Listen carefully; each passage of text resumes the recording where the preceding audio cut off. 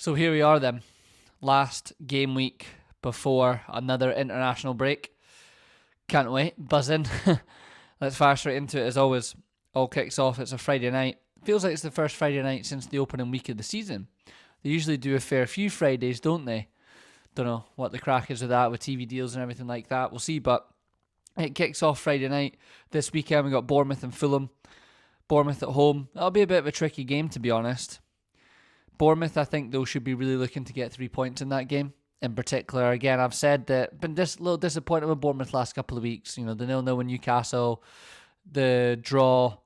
Who did they just play last week again? Should know that.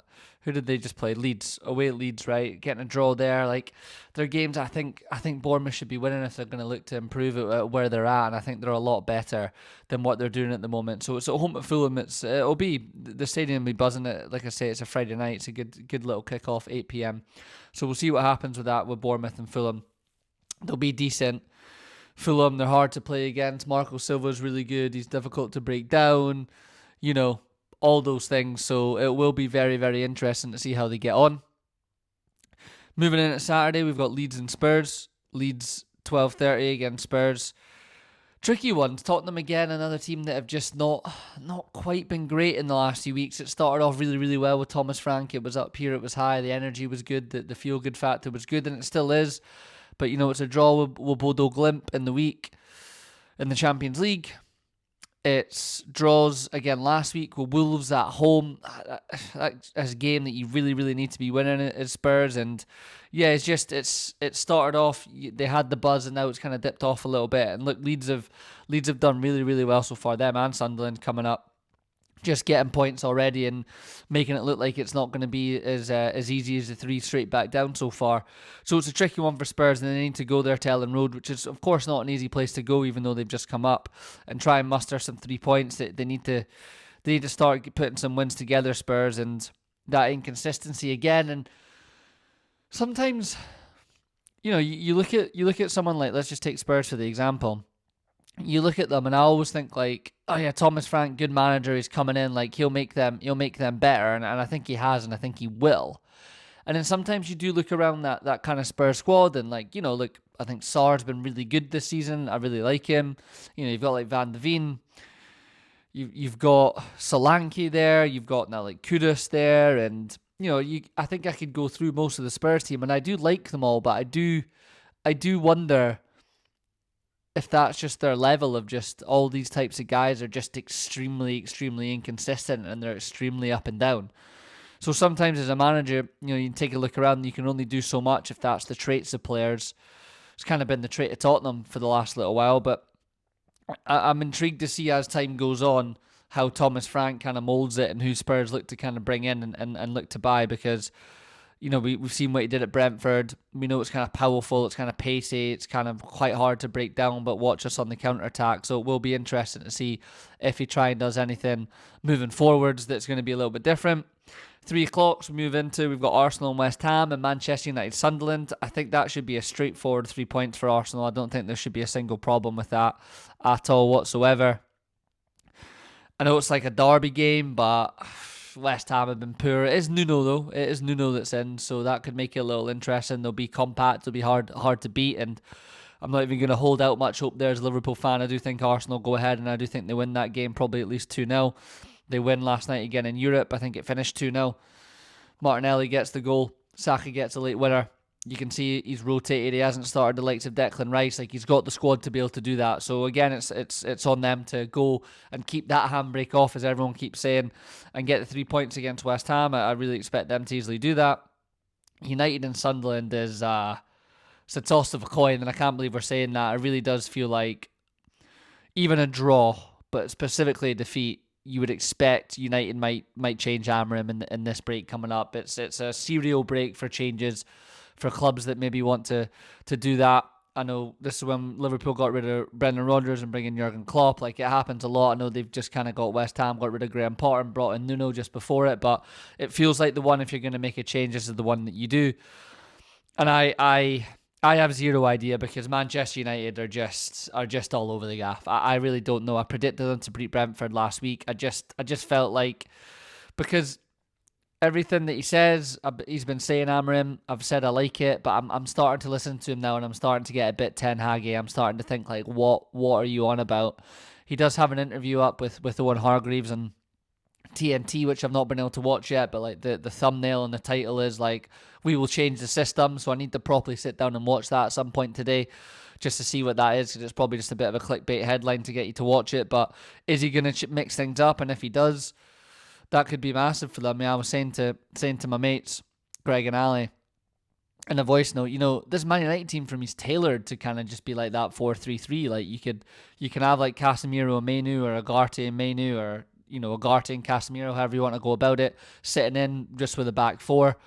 Dallo at right back. You can take your pick of your centre halves: De Ligt, Maguire, Martinez when he's fit, Yoro. Probably still have to play Luke Shaw or probably Dorgu at left back, wouldn't you? The keeper's obviously a problem. The two midfielders I've just said. And then you can play Bruno as like the 10. And then you've got Mbuemo off the right. You can play Sesko through the middle. You can maybe even play Cunha through the middle if you want. Or you can put Cunha off the left and kind of tuck in as like an inside 10. Like, I just feel like that suits him so much. So Sunderland, really difficult to beat. I think I can see them going there and getting a point. I really can, but at the same time, United just have those quality players that if they're on it and they get the moments and if they get the time and if they get the space, they can get something against Sunderland there. But I'm going to go for a draw. I'm going to go 1-1. And then I don't know if like United will pull the trigger on him. I don't know if Radcliffe and that are maybe just a bit too like, we've made a lot of mistakes, we can't be seen to make another one, which is kind of the narrative out there. Who do they go for? Do they go for someone like Glasner? Does he want to leave Palace for what he's doing right now? Does Areola want to leave Bournemouth? Who else is out there? Talks of Southgate, talks of Potter. I would absolutely love that, but we'll see. But it's a chance for Sunderland to go to Old Trafford and get something, which in time's gone by, nigh on impossible. It's the blockbuster fixture of the weekend at 5:30 in terms of England. Anyway, it's Chelsea against Liverpool. I will be missing that because I will be at the Edinburgh Derby. I'm going to be at Tynecastle, so I'm looking forward to that. But look, Chelsea really have been so poor. Brighton put them away last week. Who was it that beat Chelsea the week before that in match week 5? Did they beat them, or did they get a draw? They got beat by Man United, right? So you've got a really poor Man United and Brighton, who are obviously decent, but kind of going to be floating in that 8th to kind of 10th spot, you would imagine, putting Chelsea to the sword. So for me, even though it's not been great for Liverpool in the last 2 games and it's 2 losses, if Liverpool are serious about winning the title, I think they've got to go there and beat Chelsea. Now, would I deal on a point to kind of just close the chapter on this run of games, get to the break? Potentially.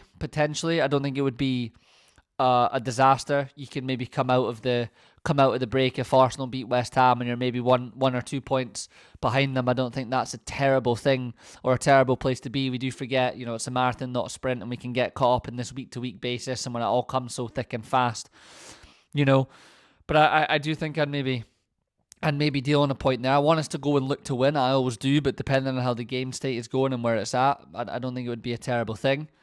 Something just needs to change. He maybe needs to revert back to maybe, some of the guys that have been doing it at the midfield last year when we played Everton, when it was Szoboszlai, Gravenberch and McAllister. That certainly felt like it was the most fluid that we've looked in most games and the most attacking that we've looked. So I'm just intrigued to see how Slot goes and does it, because we lose to Forest. No, it's later on in the season. Sorry, we lost to PSG and then we got beat by Newcastle in the Carabao Cup final, and that was the back-to-back defeats that we had last time. And look, he did very well to pick us back up again, and we got the momentum going to get over the line. So it'll be intriguing to see what he does here. Does he go with the likes of Robbo at left back? Does he kind of just keep Szoboszlai at right back because Bradley and Frank Pong haven't been great?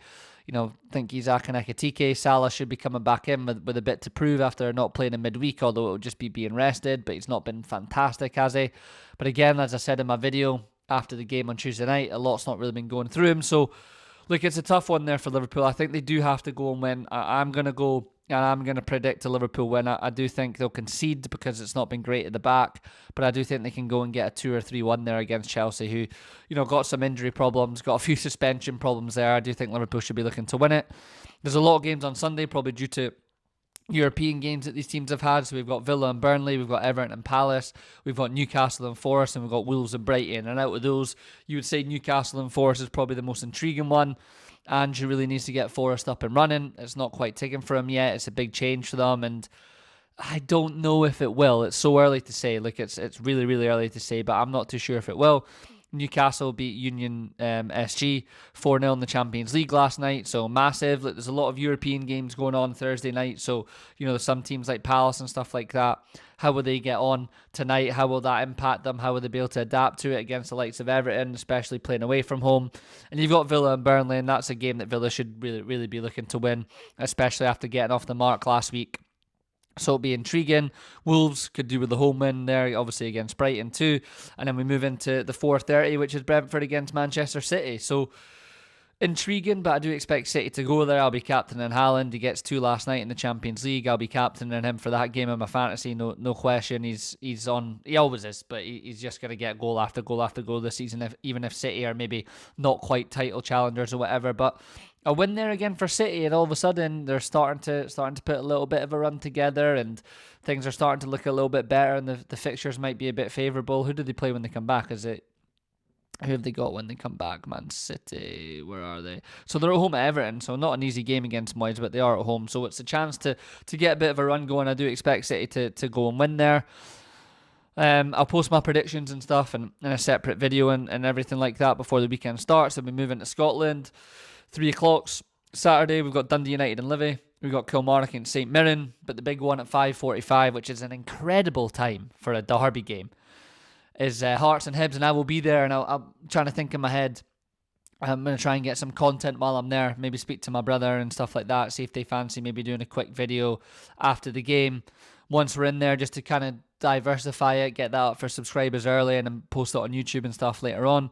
But I'm really intrigued for that one. It's the first game I've been to all season. I think the weather's meant to be a bit brutal here. It's meant to be a bit windy. It's meant to be a bit tough. I said put up yesterday about Scottish football just being a bit more quicker and technical, and it's not got quite that high-flying tackle stuff as much in it, but it's still a good balance. There's a bit of a sweet spot, but you expect to see a little bit of that in the derby. Hibs have been very resolute recently, a lot of draws. They're good. They're good there at the back, trying to hold things, and they'll look to be a bit more direct than Hearts will be. But I really expect Hearts to come out flying out the blocks in the front foot for kind of 10 to 20 minutes, as you should do at home in these types of games, and try and pin Hibs in and see if they can get a goal or potentially two. So really excited for that. Really, really excited for that. I like going to Tynecastle. It's a great little tight stadium, and look, it should be a good game. It should be. I've been to a few derbies in my time, Edinburgh Derbies, and they have been absolutely dreadful. But I really hope that this one's different, and I've got a feeling that it definitely could be. So I'm gonna predict the Hearts win for that one, of course, but we'll see where we go with that. Then we move into Sunday. We've got Aberdeen and Dundee at 3. We've got Celtic against Motherwell at 3, which is an interesting tie. Celtic, again, it's a 0-0 against Hibs, and Motherwell have played really well. That'll be really intriguing to see how Motherwell approach that. It's been really cool listening to that stuff on Open Go with Andy Halliday, and Cy Ferry went along to Motherwell and do the training. I'd love to see a day in the life there. The guy looks like he talks about football really well, and he's got his team coached well. So it's a tricky one for Celtic. But I still do just keep expecting Celtic to put teams away, like 0-0 against Hibs. Hibs typically do all right against Celtic, I feel like. So we'll see. And then it's on the telly, it's Falkirk and Rangers. So Russell Martin needs to try and get back-to-back wins after that late winner from Max Aarons, and that would be huge. And if he doesn't again, it's that October break, as I just said with Amarin. Do they start to think maybe we should make a change? God knows to who. God knows to who for Rangers there, but that's a very interesting one on Sunday at 3 o'clock for him. And look, Falkirk they'll be down in the bottom of the league, and they'll be battling for it because they've just come up, but look, they play good stuff. They want to try and get at you. We've seen that so far this season. They make a few poor mistakes against Hearts, so they need to make sure that they try and cut that out and just make themselves a little bit more solid on and off the ball. But it's not an easy one, that, for Rangers. It really isn't. Normally, days gone by, you would tick that off as 3 points, but in the last couple of years, you just do not know. So that's it. It's a quicker weekend preview this morning. That'll do us for it. I'll get all my predictions and everything up. You can let me guys know your thoughts and everything on them. And yeah, as always, subscription service, Patreon's up. There's a group page as well. I'm running them alongside each other this season just to see what platform's good and what fits better and what people seem to like. As always, follow me on social media, subscribe to me on here. All that stuff helps. And have a good weekend when it comes, whatever you're doing. And if you're at any games, enjoy it. If you're at the Edinburgh Derby, might see you there. Really looking forward to that one. I'm on the JITs. Until the next one, peace.